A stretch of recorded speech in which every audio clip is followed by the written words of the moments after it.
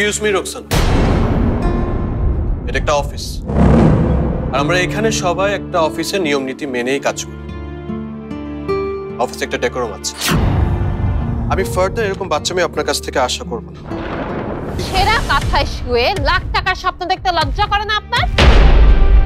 আপনার মতো একটা ক্রিমিনাল এই বাড়ির মেয়ের দিকে চোখ তুলে তাকাবার সাহস পায় কোথা থেকে? পিস্তলও না, বোমাও না, এটা তার থেকেও মারাত্মক অস্ত্র, মেয়ে অস্ত্র। মেয়ে অস্ত্র? ঠিক আছে, মাকে বলছি, রাখি। মা, সে বড় মামা স্ট্রোক করেছে।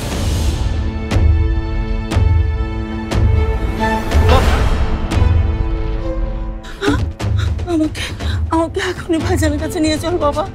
আচ্ছা আচ্ছা ঠিক আছে, আমি আমি আমি দেখছি। আজকে তো অফিসে নতুন চালান দেবো। কি ভাবছিস বাবা, ভাইজানকে এখন দেখতে না পেলে? শশী, মাকে দ্রুত রেডি করে দে। আর শোন, বাবা ফিরলে বাবাকে নিয়ে বড় মামার ওখানে চলে আসিস, ঠিক আছে? যা।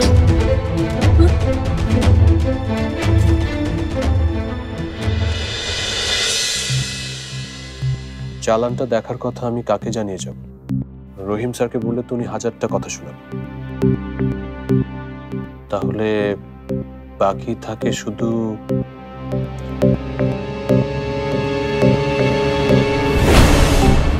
এটা আপনার জন্য।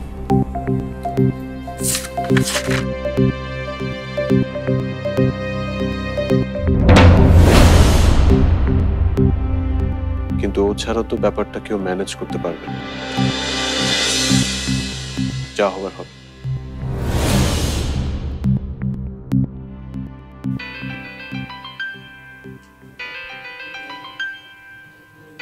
রুমি আমাকে ফোন করেছে। হ্যালো রুমি সাহেব, how can I help you? Hello Roksana, আমি একটা ফ্যামিলি প্রবলেমের মধ্যে পড়ে গেছি। আর আজকে সকালে ফ্যাক্টরিতে একটা চালান আসার কথা। আপনি যদি কিছু মনে না করেন, সকালের দিকটা একটু ম্যানেজ করলে আমি দুপুরের মধ্যে চলে আসবো। আপনি এভাবে কেন বলছেন? রুটি রুজির জায়গা থেকে তো আমাদের সবারই একটা দায়িত্ব আছে। আপনি আপনার ফ্যামিলি প্রবলেম সেরে আসুন, আমি এদিকটা সামলে নিচ্ছি। Thank you.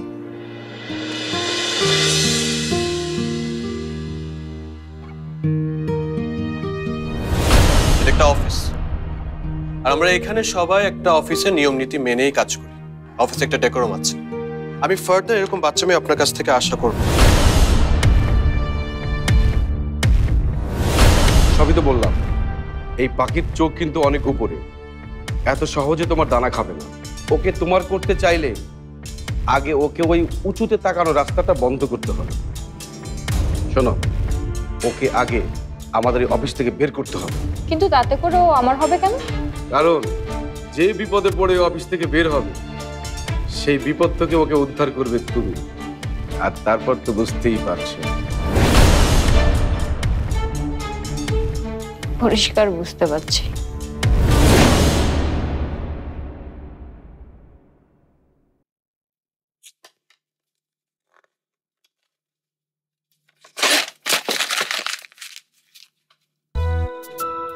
কি এত লিখছিস বলতো? চিঠি লিখছি আব্বুকে। আব্বুকে চিঠি লিখছিস? কেন? আমি যে বিয়েটা করতে চাই না সেটা আব্বুকে চিঠি লিখে বলবো। আইডিয়াটা ভালো না? খুব ভালো। আব্বু চিঠিটা পেয়ে বুঝে যাবে তার বড় মেয়ের মাথা পুরোপুরি গেছে। তারপর সেই মাথা ঠিক করানোর জন্য বিয়ের তারিখটাও এগিয়ে আনবে। হ্যাঁ, তাহলে আমি কি করব? মাহমুদ ভাইকে বিয়ে করে ফেল, ঝামেলা মিটে যাক। আমার সাথে এমন করিস না প্লিজ, আল্লাহ তো হাই লাগে। আচ্ছা শোন না, আমি বলি কি, তুই আব্বুকে বল তুই একজনকে পছন্দ করিস। কথা পুরোটা না শুনে খেপে যাস না। তুই যদি এটা বলতে পারিস, আমার মনে হয় আব্বু মাহমুদ ভাইয়ের সাথে তোর বিয়েটা ভেঙেও দিতে পারে। কিন্তু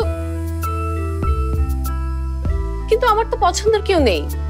আব্বু যদি তোর নাম জানতে চায় তখন? জানতে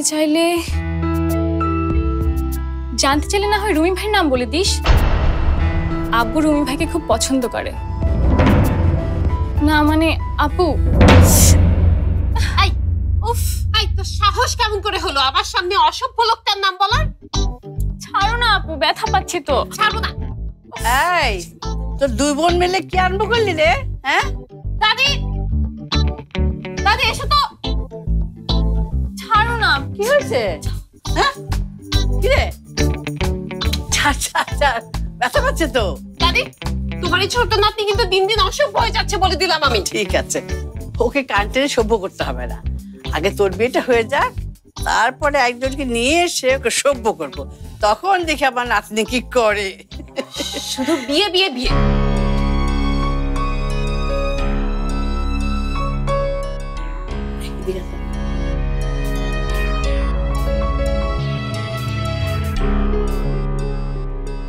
আচ্ছা, ওর কি হয়েছে রে? দেখো না দাদি, আপু মাহমুদ ভাইকে বিয়ে করতে চায় না, সেটা নাকি আবার আব্বুকে চিঠি লিখে জানাবে। আমি বললাম এসব না করে আব্বুকে বল তুই রুমি ভাইকে পছন্দ করিস, তাহলে আব্বু মাহমুদ ভাইয়ের সাথে ওর বিয়েটা ভেঙে দেবে। আচ্ছা, মেয়ে কি সত্যি ওই রাজপুত্রটাকে পছন্দ করে? হ্যাঁ না দাদি, এটা তো শুধু মাহমুদ ভাইয়ের সাথে ওর বিয়ে ভাঙার কৌশল। হ্যাঁ, দুই বোনে মিলে বোধহয় এসব হচ্ছে না। অবশ্য রুবিকে পছন্দ করার বুদ্ধিটা তুই মন্দ দিসনি। কি সুন্দর রাজপুত্রের মতো দেখতে। তোমার কি রুমি ভাইকে পছন্দ? কিন্তু আমার পছন্দ হয়ে কি লাভ? আমার তো সেই বয়স নেই। তোমার বড় নাতনির তো বয়স আছে, কিন্তু থেকেও কি লাভ হচ্ছে বলো? হ্যাঁ, সবই ওর কপাল। যাই দেখি কোথায় গেল।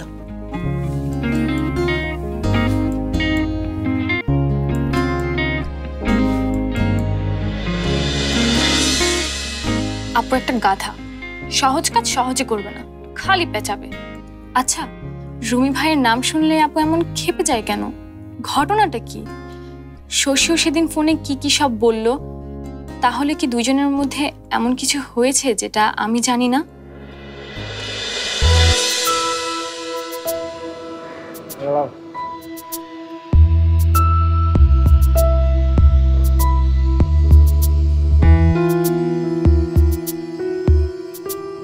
হ্যালো, রুমি সাহেব আসলেন না কেন?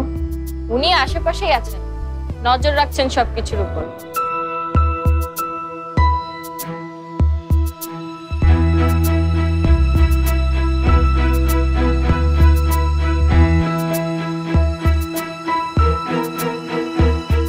যাও।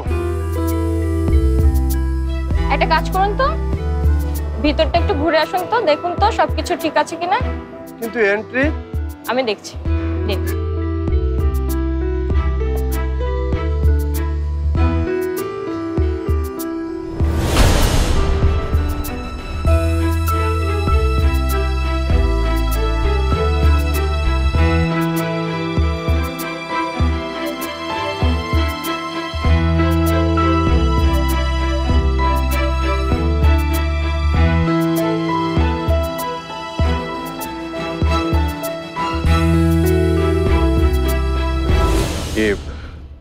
সেদিনের ব্যাপারটার জন্য আরে বাদ দেন তো এসব পুরনো কথা। শুনুন, আপনি থাকছেন না এটা কাউকে বলার দরকার নেই। আমি বলবো আপনি আশেপাশেই আছেন, তাহলে কেউ কোনো ঝামেলা করার সাহস পাবে না। তা ঠিক। আচ্ছা শুনুন, আমার কিন্তু একটা ট্রিট পাওনা রইল। অবশ্যই, আপনি যেদিন চাইবেন সেদিন।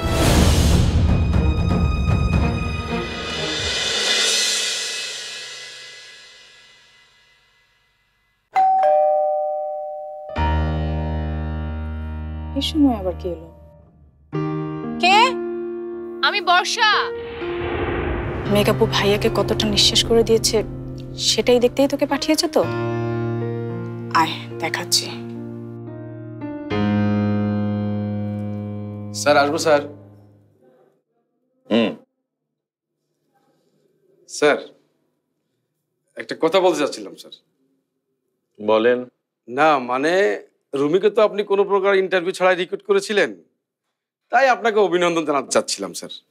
ও খুব কাজের ছেলে স্যার, এই অল্প কয়েকদিনে অফিসের চেহারা একদম পাল্টে দিয়েছে। হ্যাঁ, রুমি যে ধরনের মেধার পরিচয় পাচ্ছি তাতে মনে হচ্ছে ও জীবনে অনেক উন্নতি করবে। জি স্যার।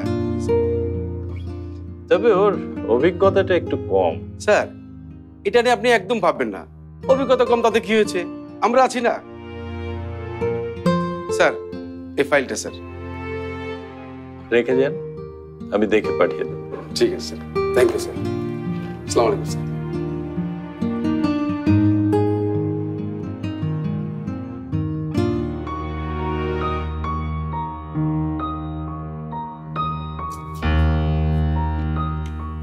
এত কিছু করতে গেলি কেন?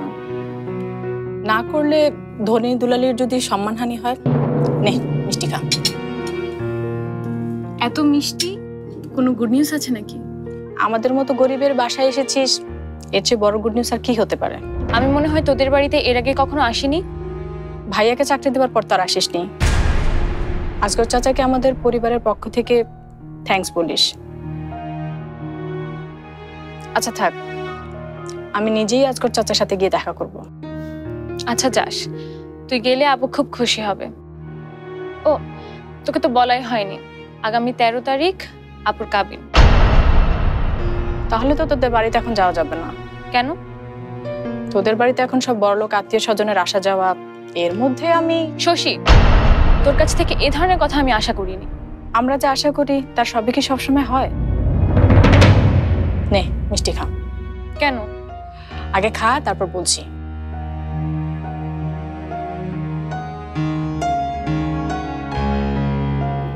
সামনে ভাইয়েরও বিয়ে।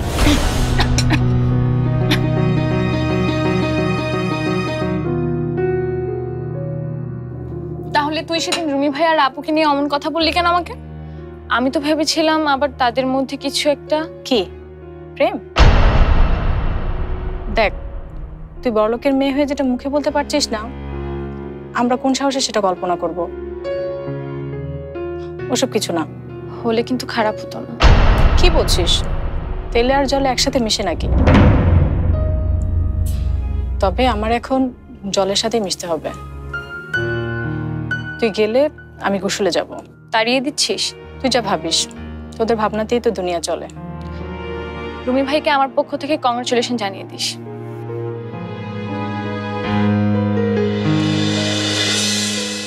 এবার তোর আপু ভাইয়ের বিয়ের খবর শুনে নিজেই কেঁদে বুক ভাসাবে।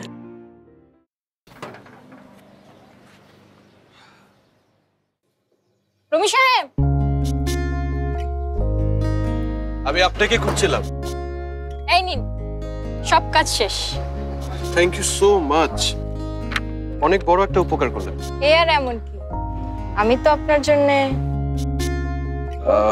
কপাল ভালো এমডি স্যার বা ম্যানেজার স্যার কেউ আসেন।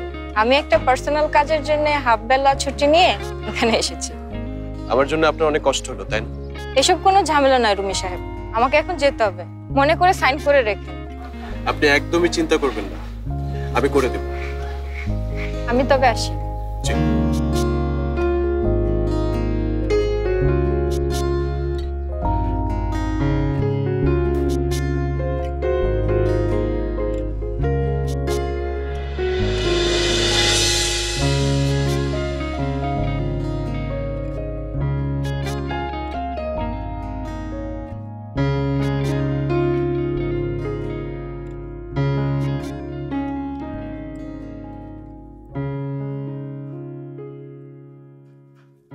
আপু, তুই আমাকে ঘরে আসার জন্য এসএমএস কেন করেছিস? দরকার ছিল বলেই করেছি। শোন না, আমি না একটা প্ল্যান করেছি। আবার প্ল্যান? কেন? চিঠির কি হলো? আরে বাদ দে ওসব কথা। শোন না, সকালে তুই আমাকে বললি না যে আমি যদি কারোর সাথে প্রেম করতাম তাহলে এই ঝামেলা মিটে যেত। তাই আমি ভেবেছি আমি আব্বুকে বলবো আমি একজনকে পছন্দ করি। কিন্তু তুই তো আমাকে বলেছিলি তুই কাউকে পছন্দ করিস না। আমি একটা বুদ্ধি দিতেই তুই আমার কানটা ধরে টানবি, আর এখন বলছিস উল্টো কথা। আরে বাবা, এখন তো বলছি বাধ্য হয়ে। আচ্ছা শোন না, আমি ভেবেছি এক মিনিট আমি কথা শেষ করে আসি তার।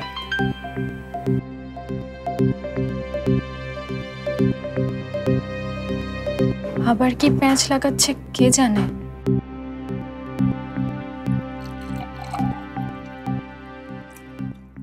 তোমার বড় মামা তাহলে ফলস অ্যালার্ম দিয়েছে। খাওয়া দাওয়া অনিয়ম করেছে বলে প্রেশার কমেছিল, আর সবাই তো ভেবেছে স্ট্রোক। মানুষটা এমনিতে খুব ভালো, তোমাদেরকে ভীষণ ভালোবাসেন। সেই ভালোবাসার ভয়েই তো ভাইয়া তার সামনে পড়তে চায় না। মাকে আনতে গিয়ে সামনে পড়েছে, আর বড় মামা তখনই ওকে তাড়াতাড়ি বিয়ে করার হুকুম দিয়েছে। ওগুলো তোমার মাই বলাচ্ছে তার ভাইকে দিয়ে। ভালোই হয়েছে, রুমি তোমার বড় মামার কথা ফেলতে পারবে। ভাইয়াকে আপনি চিনেন না বাবা, বাড়িতে এসেই আবার নানা করা শুরু করবে।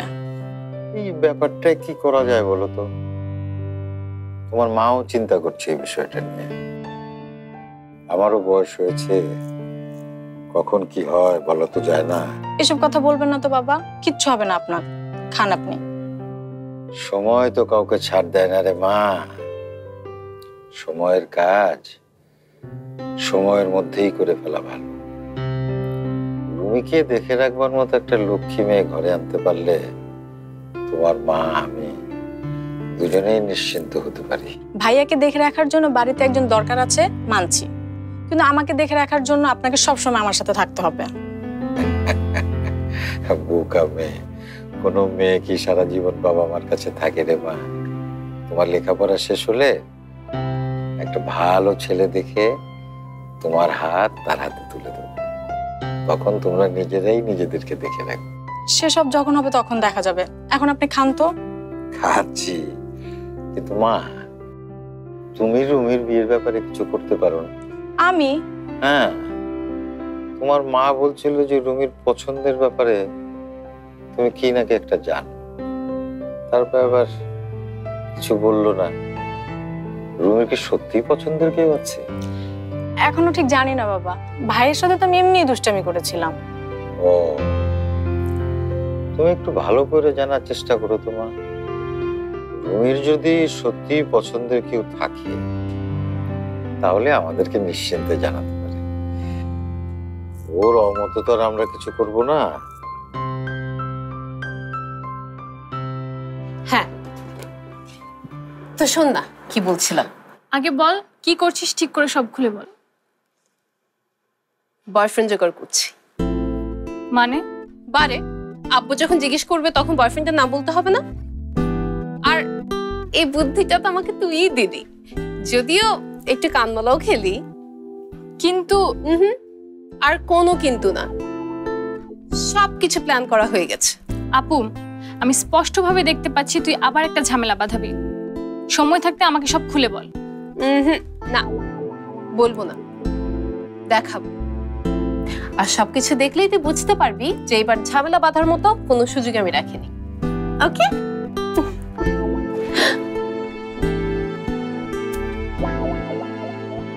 কি প্ল্যান করছো? অফিসের সবাই রুমির কাজে খুশি। আগামী মাসেই সম্ভবত ও প্রমোশন পেয়ে অ্যাসিস্ট্যান্ট ম্যানেজার হবে। তাই নাকি? স্যার, আমাদের এক্ষুনি ফ্যাক্টরি যা লাগবে স্যার। আরমান সাহেব ফোন করেছিলেন, ফ্যাক্টরিতে নাকি অবৈধ মাল পাওয়া গেছে স্যার। ওই জিনিস কি করে ফ্যাক্টরিতে এলো সেটা যেমন আমি জানি, সেটা আপনারও অজানা নয়। ওসব জানাজানিতে এখন আর কিছু যায় আসে না। এখন শুধু একটা জিনিস জেনে রাখো, ওই রুমি এবার জিনিস 4 মাস থিয়েটার করেছি। এইসব ছোটখাটো অ্যাক্টিং এর জন্য আমার রিহার্সেল লাগে না। 4 মাস? তো 4 মাস পর কেন জানি থিয়েটার থেকে আপনাকে বের করে দিয়েছিল। বের করে দিয়েছিল?